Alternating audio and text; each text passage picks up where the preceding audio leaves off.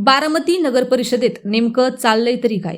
4 महिने उलटले तरी सर्वसाधारण सभा नाही. नगरसेवकांमध्ये नाराजी, नागरिकांच्या प्रश्नांकडे दुर्लक्ष.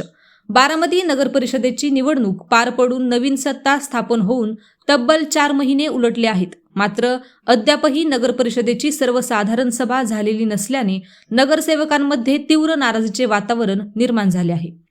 निवडून आलेल्या नगरसेवकांना आपल्या प्रभागातील नागरिकांचे प्रश्न अधिकृतपणे मांडण्यासाठी सभागृहच उपलब्ध नसल्याने लोकप्रतिनिधी हतबल झाल्याचे चित्र दिसत आहे. नगर परिषदेच्या कारभारात सर्वसाधारण सभेला अत्यंत महत्त्वाचे स्थान असते.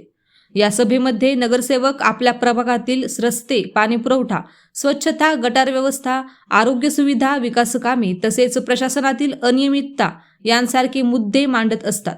मात्र बारामती नगर परिषदेत अद्याप सभा न झाल्याने अनेक प्रश्न प्रलंबितच राहिले आहेत. दरम्यान नगर परिषदेतील काही नगरसेवकांमध्ये याबाबत कुजबूज सुरू असून 2 गटातील राजकारण चांगलेच तापल्याची चर्चा शहरात रंगू लागली आहे. आगामी सर्वसाधारण सभेमध्ये अनेक मुद्द्यांवर जोरदार आरोप प्रत्यारोप होण्याची शक्यता व्यक्त केली जात आहे. काही बेकायदेशीर किंवा वादग्रस्त कामांवरही आवाज उठवला जाणार असल्याचे बोलले जात आहे.